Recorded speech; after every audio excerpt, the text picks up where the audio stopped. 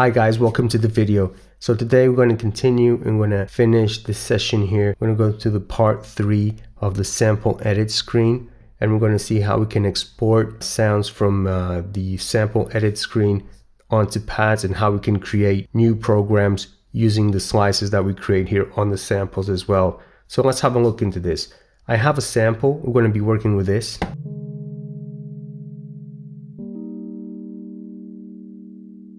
So there are two things that we can do. We can assign a sample to a program, we can create a new sample from one slice, or we can create a whole program from several slices. The first thing we can do, seeing that we have a complete sample here, we can assign it straight away to a pad. So assign the slice to a pad, and assigning slices is different from creating a new sample. You don't need to create a new sample all the time.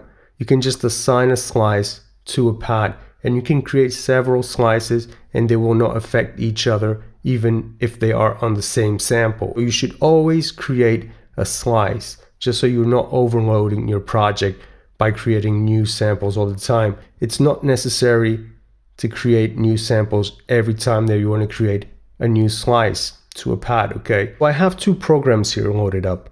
I have the program one that comes as a default, and I have the MPC program that I created. Both of them have no samples assigned to them. Okay, so we can assign a slice to a pad.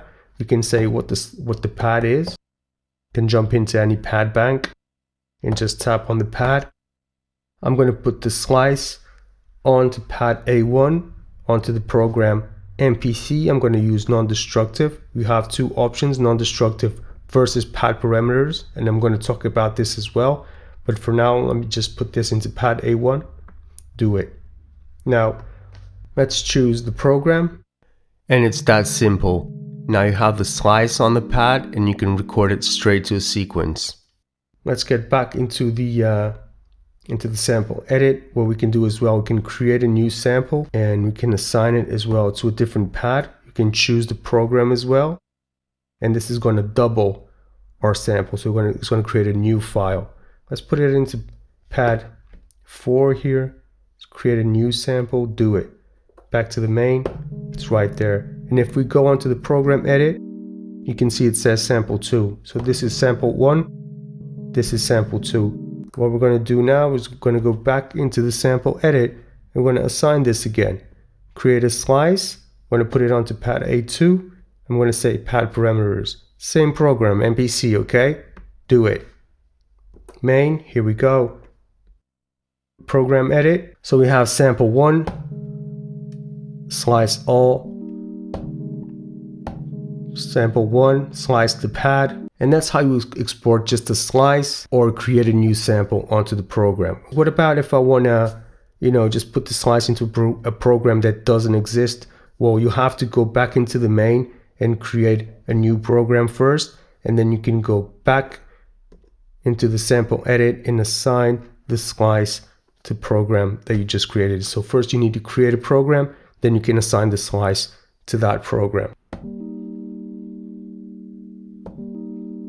Okay, so we have two slices now. And once we have slices, we can create programs. So if you press on the shift now, you can convert. Okay, comes up with a screen saying that you want to create a new drum program using the slices? Yes, I want to do that. And it tells you straight away, how are the slices going to be? Are they going to be non-destructive or are they going to be pad parameters? No, I always use pad parameters, okay? So I'm going to do that. You can also create events. And what this does is going to put two slices. If you had, let's say, 10 slices, it would put 10 slices, one after the other, on the grid. You can say that the grid is going to have 4 bars, 7 bars, whatever. You choose the amount of bars, and it creates a MIDI, a sequence of MIDI notes from the slices of the sample. So I'm going to say that just to show you guys, I'm going to say that I have 1 bar, and it's going to create 2 slices, obviously. So let's press do it. If we come here to the main, go to the grid. So 1 bar, 2 slices.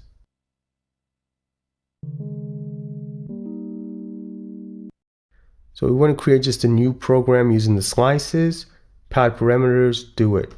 Okay, let's get to the main and we can have a look. Let's go to a different sequence here. Let's go have a look, and there it is, sample 1. It's very simple.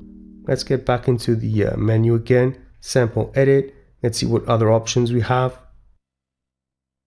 So you already know that you can create pad parameters or non-destructive. I'll get into the difference of those two in a minute. Let's get here to the next one. So create a clip program. With a clip program, it's going to bounce the slices that you have onto separate clips. Okay, so imagine that we have a big drum loop there that we divided into sections. It's going to put those sections into a clip program. I'm actually going to bounce it out just so you guys can see. So do it. Let's go to the main. Let's go to the clip programs, and there we have it. And we have 2 clips here.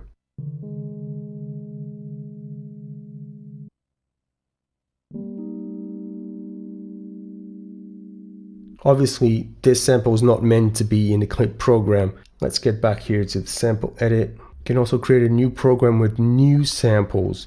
So it's going to create a new program with new samples, new audio files. Again, you don't need to do this unless you really want to have separate files from the original file. And to be honest, there really isn't a reason why you want to do that, because each program contains its own information and it never affects the sample itself. So you will never be editing the sample at any time. It doesn't really make sense to create new samples. Only for specific reasons you would want to have a new sample, okay? But you really don't need to do that. Again, you can crop the samples, crops the slices, and creates a new file, and you create a new program with it as well. Okay, so now let's have a look at patch phrase. Shift convert. We have that option right there, patch phrase. Patch phrase, what it does, it divides the sample again into slices and exports it to one sample.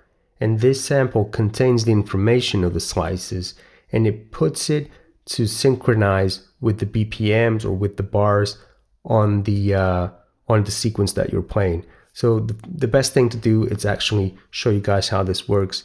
So I have my sample right here. It has 8 slices right there. I'm going to go to export, actually convert, and you can say how long the sample is. Okay, so I know that this sample is set for 2 bars. Okay, so I'm going to convert this to a patch phrase. I'm going to convert the sample to a patch phrase. Press do it. Let's go here to the main. I have my program 1 right there. There has no sounds in it. So I'm going to go shift menu to browse. And you see right there that the patch phrase has a different symbol on the side. So the icon's different. Let's tap on that.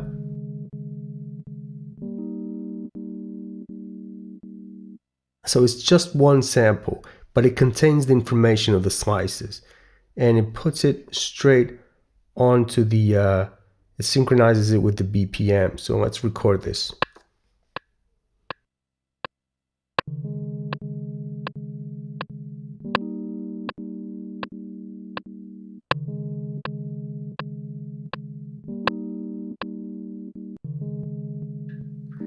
And what it does is that now you can move the BPM anywhere and it will always be on sync.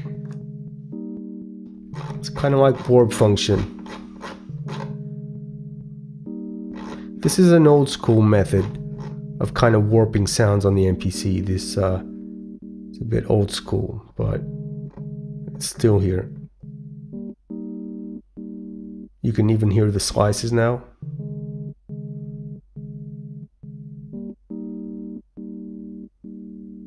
Okay, that's patch phrase.